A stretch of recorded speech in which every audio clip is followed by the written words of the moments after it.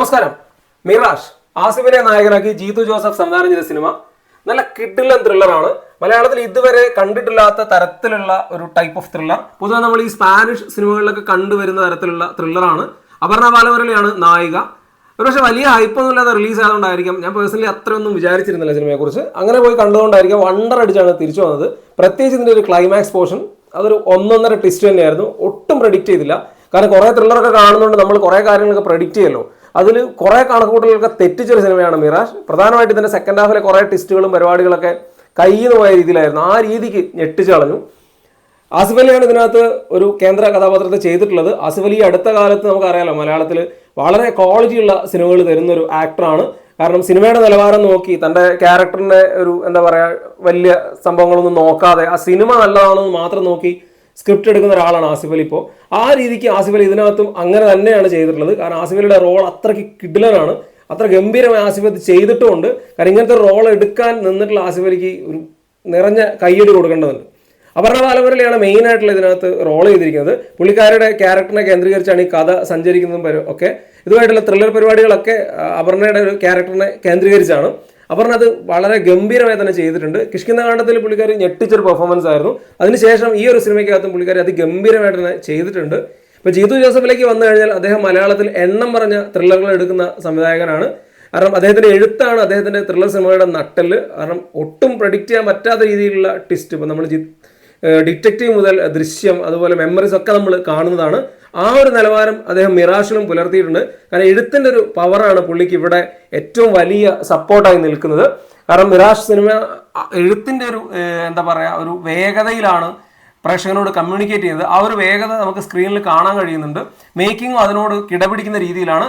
Making ഒരു extra ordinary ലെവലിലൊന്നും വന്നിട്ടില്ലെങ്കിൽ പോലും തിരക്കഥ ഡിമാൻഡ് ചെയ്യുന്ന രീതിയിലുള്ള ഒരു മേക്കിംഗ് ഉണ്ട്. അതുപോലെ കാസ്റ്റിങ്ങിൽ കുറേ മെയിനായിട്ടുള്ള ക്യാരക്ടേഴ്സൊക്കെ നല്ല രീതിയിൽ പെർഫോം ചെയ്യുകയും ചെയ്തു. എസ്പെഷ്യലി ആസിഫും അപർണയും.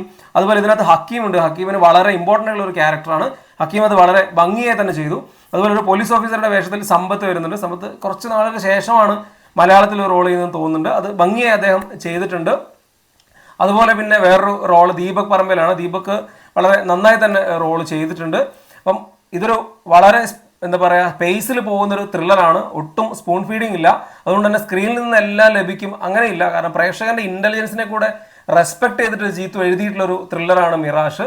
കാരണം പേരിനോട് വളരെയധികം അടുത്ത് നിൽക്കുന്ന ഒരു കഥയാണ്, അല്ലെങ്കിൽ ആ കഥയുമായി വളരെയധികം അടുത്ത് നിൽക്കുന്ന പേരാണ്. രണ്ട് രീതിയിലും പറയാം. ഈ സിനിമയ്ക്ക് ഏറ്റവും യോജിച്ച പേര് തന്നെയാണ് ജീത്തു എടുത്തിട്ടുള്ളത്. ജീത്തു പൊതുവെ ഇംഗ്ലീഷ് ടൈറ്റിലുകളാണ് അധികം അദ്ദേഹത്തിൻ്റെ ത്രില്ലർ സിനിമകളൊക്കെ കണ്ടിട്ടുള്ളത്. ഇപ്പോൾ മെമ്മറീസ് ഒക്കെ നമ്മൾ നോക്കിയാൽ കാണാം, ഡിറ്റക്റ്റീവ്. അതുപോലെ ഇവിടെയും ഈ ത്രില്ലർ സിനിമയ്ക്ക് മിറാഷ് എന്നുള്ള പേരാണ്. മിറാഷ് എന്ന് പറഞ്ഞാൽ മരീചിക എന്നാണ്. അപ്പോൾ ആ പേരിനോട് നീതി പുലർത്തിയിട്ടുള്ളൊരു കഥയാണ്. അതിനെക്കുറിച്ച് കൂടുതൽ പറയാൻ കഴിയില്ല. കാരണം ത്രില്ലർ സ്വഭാവമുള്ള സിനിമ ആയതുകൊണ്ട് തന്നെ കൂടുതൽ കാര്യങ്ങൾ പറയുമ്പോൾ അത് ഒരു എന്താ പറയുക പ്രേക്ഷകന്റെ ഒരു കാഴ്ചയെ ബാധിക്കുന്ന ഒരു കാര്യമാണ്, കൂടുതൽ പറയുന്നില്ല. എന്തായാലും തീർച്ചയായിട്ടും തിയേറ്ററിൽ ആസ്വദിക്കാൻ പറ്റുന്ന തരത്തിലുള്ളൊരു ത്രില്ലറാണ്. തീർച്ചയായിട്ടും കൂടുതൽ സസ്പെൻസുകളും കാര്യങ്ങളൊക്കെ റിവീൽ ചെയ്യപ്പെടുന്നതിന് മുൻപായിട്ട് തന്നെ തിയേറ്ററിൽ കാണുക. തീർച്ചയായിട്ടും നല്ല നിലവാരമുള്ളൊരു ത്രില്ലർ സിനിമയാണ് മിറാഷ്. ജീത്തുവിൽ നിന്ന് അടുത്തായി വരാനിരിക്കുന്ന ദൃശ്യമാണ്. അപ്പോൾ ദൃശ്യത്തിലേക്കുള്ളൊരു ഹൈപ്പൊക്കെ കൂടുതൽ ക്രിയേറ്റ് ചെയ്യുന്ന തരത്തിലുള്ളൊരു സിനിമ തന്നെയാണ് ജീത്തു തന്നിരിക്കുന്നത്. അപ്പോൾ ജീത്തു ഒരിക്കലും ത്രില്ലർ സിനിമകളുടെ കാര്യത്തിൽ ഒരു കോംപ്രമൈസും ചെയ്യാത്തൊരു ഡയറക്ടറാണ്. അതിവിടെയും ഉണ്ട്.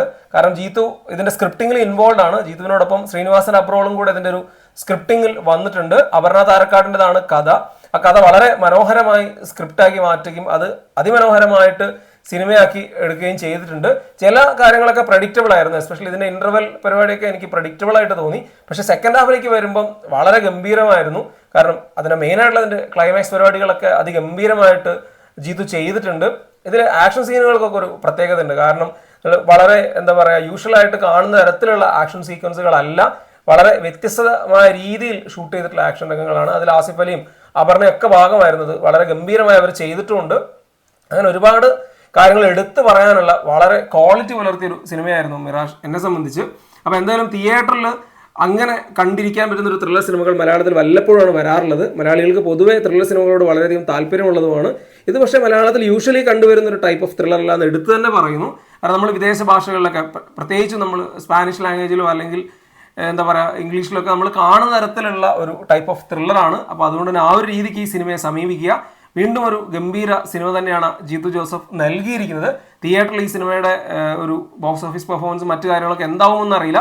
പേഴ്സണലി സിനിമ വളരെയധികം ഇഷ്ടപ്പെട്ടു. തീർച്ചയായിട്ടും തിയേറ്ററിൽ കാണാൻ ശ്രമിക്കുക. ഒരു ത്രില്ലർ സിനിമ കാണുക എന്നുള്ള രീതിക്ക് തന്നെ തിയേറ്ററിൽ സമീപിക്കുക. ഇതിൽ എടുത്തു പറയേണ്ട ഒരു കാര്യം, ജീത്തു പ്രേക്ഷകനെ കൺവിൻസ് ചെയ്യുന്ന ഒരു രീതിയാണ്. ഇപ്പൊ നമ്മളൊരു ത്രില്ലർ സിനിമ കാണുമ്പോൾ നമുക്ക് കുറെ ഡൗട്ട്സ്, നമുക്ക് കുറെ ക്വസ്റ്റ്യൻസ് ഒക്കെ വരുമല്ലോ. അപ്പൊ അതിനൊരു ക്ലാരിഫിക്കേഷൻ ജീത്തു ആ സ്ക്രീനിൽ തന്നെ നമുക്ക് തരുന്നുണ്ട്. അവിടെയാണ് ഒരു ത്രില്ലർ സിനിമയുടെ വിജയം എന്ന് പറയുന്നത്, അല്ലെങ്കിൽ ഒരു ത്രില്ലർ സിനിമയ്ക്ക് സ്ക്രിപ്റ്റ് എഴുതുന്നതിന്റെ വിജയം എന്ന് പറയുന്നത്. കാരണം അങ്ങനെ കൺഫ്യൂഷൻസ് പ്രേക്ഷകരുടെ മൈൻഡിൽ ബാലൻസ് വെക്കാതെ അത് കാണുന്ന സീനിൽ നിന്ന് തന്നെ ക്ലിയർ ചെയ്ത് വരിക എന്ന് പറയുന്നത് ആ ഒരു സിനിമയുടെ വിജയമാണ്. ഇപ്പൊ മിറാഷിലേക്ക് വന്നാൽ അങ്ങനെ പല രംഗങ്ങളും നമ്മൾക്കുണ്ട്. കാരണം സിനിമ വളരെ വേഗതയിൽ സഞ്ചരിക്കുന്നതാണ്. വളരെ എന്താ പറയാ, നമുക്ക് ആലോചിച്ച് നിൽക്കാൻ അധികം സമയം തരുന്ന ഒരു സിനിമയല്ല. പക്ഷെ എങ്കിൽ പോലും ആ സിനിമയിൽ നമുക്ക് ക്രിയേറ്റ് ചെയ്ത് വരുന്ന, നമ്മുടെ മൈൻഡിലേക്ക് വരുന്ന ചില സംശയങ്ങൾ ആ സ്ക്രീനിൽ നിന്ന് തന്നെ നമുക്ക് ജീത്തു മറ്റു പല ക്യാരക്ടേഴ്സിനെ വെച്ചിട്ട് നമുക്ക് തരുന്നുണ്ട്. അപ്പൊ അതുകൊണ്ട് തന്നെ അങ്ങനെ ആ ഒരു രീതിക്ക് ഇൻവോൾവ് ചെയ്ത് കാണാൻ പറ്റിയ ഒരു സിനിമയായിട്ടാണ് മിറാഷ് അനുഭവപ്പെട്ടത്. വീണ്ടും എടുത്തു പറയുന്നു, ഇത് ജീത്തു ജോസഫിന്റെ ഒരു സിനിമ എന്നുള്ള നിലയ്ക്ക് സമീപിക്കുക. തീർച്ചയായിട്ടും ഒരു ഇംഗ്ലീഷ് സിനിമ കാണാൻ പോകുന്ന ഒരു മൈൻഡിൽ, ആ ഒരു ടൈപ്പ് ഓഫ് ത്രില്ലർ കാണാൻ പോകുന്ന രീതിക്ക് കാണുക. വളരെയധികം മലയാളിത്വം അങ്ങനെ പ്രതീക്ഷിക്കരുത്. കാരണം ആ രീതിക്ക് ലോക്കലൈസ് ചെയ്തിട്ടുള്ള ഒരു കഥയല്ല, ആ കഥയുടെ ഗതിയും ആ രീതിക്ക് പോകുന്നതല്ല. മലയാളത്തിൽ യൂഷ്വലി കണ്ടുവരുന്ന ഒരു ത്രില്ലറുമല്ല. അപ്പൊ അങ്ങനെയെല്ലാം സിനിമയെ സമീപിക്കേണ്ടതുണ്ട്. അപ്പൊ തീർച്ചയായിട്ടും വളരെയധികം നിലവാരം പുലർത്തിയിട്ടുള്ള ഒരു സിനിമ തന്നെയാണ് മിറാഷ്. ഇതിലെനിക്ക് പേഴ്സണലി ഫീൽ ചെയ്തിട്ടുള്ള ഒരു പോരായ്മ സ്ഥിരം ജീത്തുവിൽ കണ്ടുവരുന്നതാണ്. ജീത്തു മേക്കിംഗ് കൊണ്ട് സിനിമയെ അങ്ങനെ വേറൊരു ലെവലിലേക്ക് കൊണ്ടുപോകാൻ ശ്രമിക്കുന്ന ഒരു സംവിധായകനല്ല. അദ്ദേഹത്തിന്റെ സ്ക്രിപ്റ്റിനെ ബേസ് ചെയ്ത് ആ സ്ക്രിപ്റ്റിലെ ഒരു കഥ എന്താണോ ആ കഥ കറക്റ്റായിട്ട് പ്രേക്ഷകരോട് പറയുക, അതിനനുസരിച്ചുള്ള ഒരു മേക്കിംഗ് ക്വാളിറ്റിയാണ് അദ്ദേഹം ഫോളോ ചെയ്യാറുള്ളത്. അതുകൊണ്ട് തന്നെ പലപ്പോഴും ചെറിയ ചെറിയ ക്യാരക്ടേഴ്സ്, അതായത് 1-2 സീനിൽ വന്നു പോകുന്ന ആളുകളെ അദ്ദേഹം അങ്ങനെ ശ്രദ്ധിച്ച് കാസ്റ്റ് ചെയ്യാറില്ല. അല്ലെങ്കിൽ അവരുടെ പെർഫോമൻസിൽ ഒരു ഇമ്മച്വർ ഫീൽ അദ്ദേഹം അത് അങ്ങനെ ശ്രദ്ധിക്കാറില്ല. ഇതിനകത്തുണ്ട് ചില 1-2 സീനിൽ വന്നു പോകുന്ന ക്യാരക്ടേഴ്സിന്റെ വളരെ ഇമ്മച്വർ ആയിട്ടുള്ള പെർഫോമൻസ്.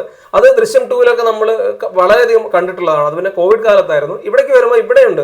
ഈ സിനിമയിലും മെയിനായിട്ടുള്ള ക്യാരക്ടേഴ്സ് എല്ലാം വളരെ ഗംഭീരമായി പെർഫോം ചെയ്യുന്നു. എന്നാൽ 1-2 സീനിൽ വന്നു പോകുന്ന ചില ഡോക്ടർമാരോ അല്ലെങ്കിൽ അങ്ങനെയുള്ള ചില ആളുകളൊക്കെ ഒട്ടും ഓക്കെ അല്ലാത്ത രീതിയിൽ പെർഫോം ചെയ്ത പോലെ തോന്നി. അത് മാത്രമാണ് ഇതിൽ ബേസിക്കലി ഒരു ന്യൂനത പോലെ തോന്നിയിട്ടുള്ളത്.